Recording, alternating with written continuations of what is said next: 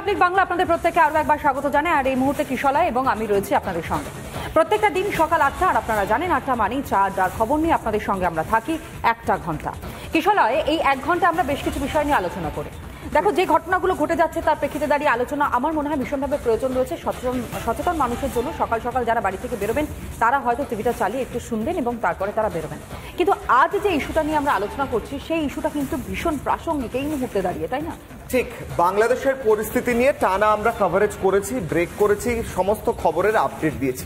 কিন্তু গতকাল 21শে জুলাইয়ের মঞ্চ থেকে মুখ্যমন্ত্রী মমতা বন্দ্যোপাধ্যায় তিনি বেশ কয়েকটি মন্তব্য করলেন। প্রথমেই তিনি এই বলে শুরু করলেন যে তিনি চান বাংলার সঙ্গে হিন্দুস্তানের সম্পর্ক ভালো হোক।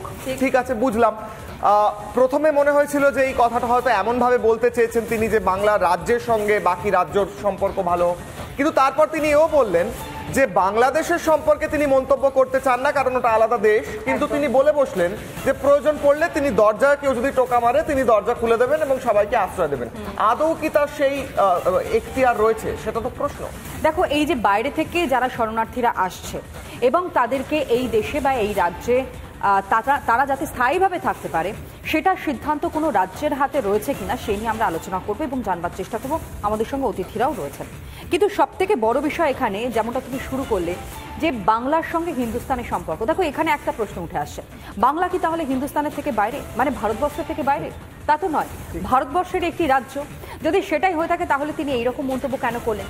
দ্বিতীয়ত তিনি আরও একটা যেমনটা কথা বলেন যে যদি ওপার বাংলা থেকে কেউ এসে খচখচ করে, অর্থাৎ দরজায় কেউ কড়া নাড়ে, তাহলে তিনি তাকে আশ্রয় দেবেন এ রাজ্যে। যদি সেটাই হয় তাহলে আশ্রয় দেওয়ার অধিকার কি শুধুমাত্র রাজ্যে রয়েছে? এখানে কি কেন্দ্রের কোনো ভূমিকা নেই? যদি নাই থাকে কিশলয়, তাহলে সিএএ যখন কার্যকর করবার জন্য কেন্দ্রীয় সরকার বলছে তখন বারংবার কেন সোচ্চার হচ্ছেন মমতা বন্দ্যোপাধ্যায়? শরণার্থী হিন্দু শরণার্থীদের আশ্রয় দেওয়ার জন্যই তো সিএ লাগু করবার কথা বলা হয়েছে কেন্দ্রের তরফ থেকে। ঠিক, একেবারে। বেশ, আমরা আলোচনায় আসি বরং কিশলয়, কিন্তু তার আগে আমরা একটা প্রতিবেদন দেখাই। ঠিক, একটা প্রতিবেদন আপনাদের জন্য রইল, প্রতিবেদনটা আগে দেখুন, তারপর আসবো আলোচনা।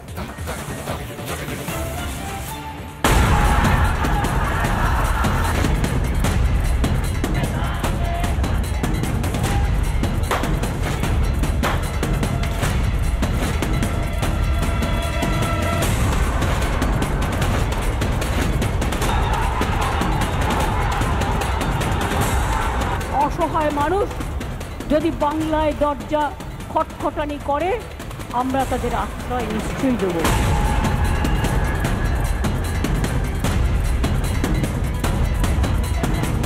হিংসাত্মক আন্দোলনে এখনো জ্বলছে বাংলাদেশ। 21শে শহীদ দিবসের মঞ্চে বাংলাদেশের হিংসাত্মক আন্দোলন নিয়ে কিছুটা সাবধানী দেখা গেল তৃণমূল সুপ্রিমো মমতা বন্দ্যোপাধ্যায়কে। আন্দোলনের পক্ষে বিপক্ষে সরাসরি মন্তব্য না করলেও বিপদে পড়া মানুষদের পাশে থাকার বার্তা মমতার। মুখ্যমন্ত্রীর মন্তব্যে কি বাংলাদেশিদের এ রাজ্যে ঠাঁই দেওয়ার ইঙ্গিত? অসহায় মানুষ যদি বাংলায় দরজা খটখটানি করে, আমরা তাদের আশ্রয় নিশ্চয়ই দেব। তার কারণ এটা ইউনাইটেড নেশনসের একটা রেজুলেশন আছে, কেউ যদি রিফিউজি হয়ে যায় তাকে পার্শ্ববর্তী এলাকা তাকে সম্মান জানাবে। দেশকে ধর্মশালা বানাতে উদ্যত মমতা, তীব্র আক্রমণ বিরোধীদের। মাননীয় মুখ্যমন্ত্রীর উচিত কেন্দ্রীয় সরকারের সাথে কথা বলা, কেন্দ্রীয় সরকারকে কনফিডেন্সে নেওয়া। মমতা বন্দ্যোপাধ্যায় যদি এইভাবে খোলা আহ্বান দেন দেশটাকে ধর্মশালা বানানো, তো তারপরে কেন্দ্রের ঘাড়ে আবার দায়ী চাপাবে, সেটা যেন না হয়। উদ্বাস্তু যারা ভারতবর্ষে যখন বিভাজিত হয় তখন উদ্বাস্তুদের কিভাবে পুনর্বাসন দেওয়া হবে, কিভাবে তাদের আশ্রয় দেওয়া হবে, এ নিয়ে একটা নীতি আছে। সেই নীতিভিত্তিক কাজ কেন্দ্রীয় সরকার রাজ্য সরকার উভয়কেই করতে হবে। যে সরকার করবেন না সেই সরকার প্রকৃত মানুষের সঙ্গে বিশ্বাসঘাতকতা করবেন। আশ্রয় দেওয়ার নাম করে বাংলায় রোহিঙ্গা অনুপ্রবেশের পথ প্রশস্ত করলেন মমতা, নাকি বাংলাদেশের সংখ্যালঘু হিন্দুদের আশ্রয় দিতে চান? কিন্তু তার জন্য তো নাগরিকত্ব সংশোধনী আইন আছেই। একদিকে সিএএ বিরোধিতা, অন্যদিকে বাংলাদেশি হিন্দুদের আশ্রয় দেওয়ার ইচ্ছে কি মমতার দ্বিচারিতা নয়? রিপাবলিক বাংলা।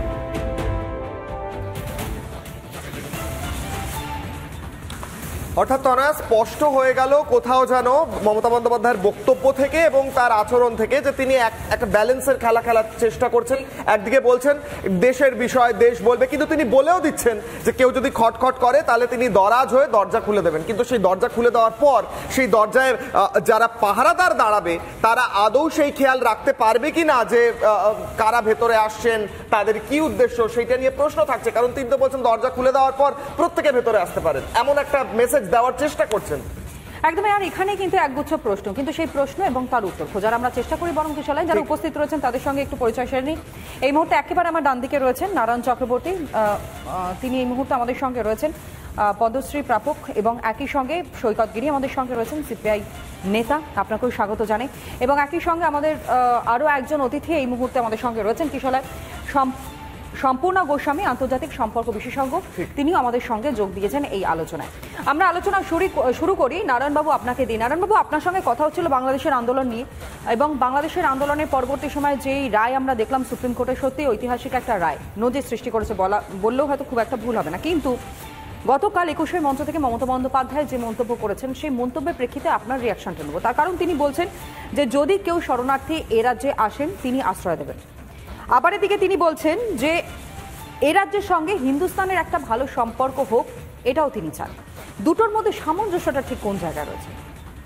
দেখো, প্রথমে বলি যে ঢাকার সুপ্রিম কোর্টের রায় নিয়ে যেটা বললে, সুপ্রিম কোর্ট এখন এই আন্দোলনের যে হিংসাত্মক রূপ সেটাকে হয়তো বন্ধ করার জন্য রায়টা দিয়েছে, কিন্তু যেটা কোথাও বলা হচ্ছে না যে সুপ্রিম কোর্টের রায়ের কয়েকটা দিক যদি তোমরা দেখো, দেখবে যে বাংলাদেশে এই যে তোমরাও দেখালে যে জামাত এবং বিএনপি, যারা উগ্র ইসলামী ওই মতের সমর্থক, এবং সেখানে তারা কিন্তু এই নারী সশক্তিকরণের যে 10% ইন্টারেস্ট এবং জোনাল জেলাভিত্তিক 10% ইন্টারেস্ট, সেগুলো বন্ধ করলো শুধু সুপ্রিম কোর্ট। তাই নয়, যে 5% প্রতিবন্ধীদের জন্য ছিল, মানে ফিজিক্যালি চ্যালেঞ্জড মানুষদের জন্য, সেটাকে 1% করে দিল।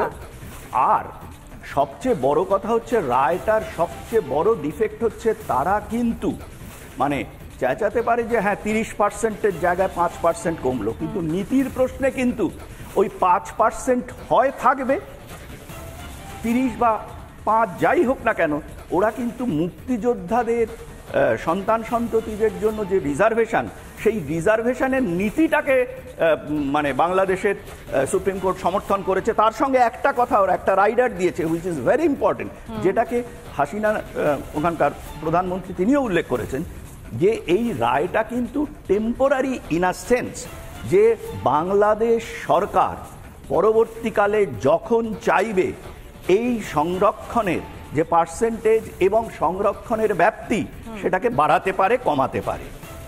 সুতরাং এই রায়টা এখন ওই হিংসাত্মক কাজের ওপরে খানিকটা জল দেওয়ার মতো। কিন্তু তার পরিপ্রেক্ষিতে যে মানুষ, হ্যাঁ মমতা বন্দ্যোপাধ্যায় এবার দেখো, এই অনুপ্রেরণা দিদিমণি কিন্তু কখনো ভারতীয় কনস্টিটিউশন মানেন না।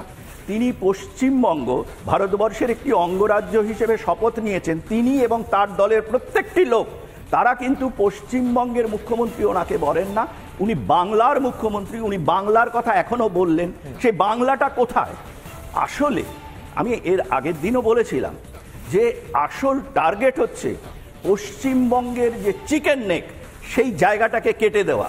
এবং দেখো, ভারতবর্ষের ম্যাপটা দেখলেই বোঝা যায় যে উত্তর পূর্বের একটা বড় অঞ্চল, হ্যাঁ, সেই বড় অঞ্চল কিন্তু পুরোপুরি জেহাদিদের কবলে চলে যাবে যদি বাংলাদেশে জেহাদি আন্দোলনের ফলে জেহাদিদের কোনো সরকার, ওই তালিবান মার্কা সরকার যদি গঠিত হয়, 1 নম্বর। এবং মুখ্যমন্ত্রী সেই সরকারই চাইছেন, তার সঙ্গে উনি কিন্তু ভারতবর্ষের কোন অঙ্গরাজ্যের মুখ্যমন্ত্রী হিসেবে কখনো আচরণ করেন না। একটা মজার ব্যাপার দেখো, যে বাংলাদেশ থেকে পশ্চিমবঙ্গে যে ঢুকবে, সেই ঢোকাটা বিএসএফ এর, তার উপরে ওনার কোনো হাত নেই। উনি কিছু মিথ্যে কথা বলতে পারেন। উনি ইউনাইটেড নেশনসের যে কথা বললেন, আমি বলছি এটি সর্বৈব অসত্য কথা। এবং এরকম কোন মত সামনে রাখতে পারে না। যদি কোনো দেশের থেকে কেউ সমস্যার মধ্যে পড়ে, তাহলে তাদেরকে আশ্রয় দেওয়ার ক্ষেত্রে রাষ্ট্রসংঘ এটা বলেনি, এটা এখানে বলেনি। রাষ্ট্রসংঘ সেই দ্বিতীয় বিশ্বযুদ্ধের পরে যখন গঠিত হয়েছিল, তখনও কিন্তু রাষ্ট্রসংঘ এই ব্যাপারে কোনো সরাসরি হস্তক্ষেপ করেনি। এবং ইউরোপের ক্ষেত্রেই দেখো, কেউ এসব কথা মানে না, এগুলো প্রত্যেকটা দেশ নিজের ইন্টারেস্টে চলে।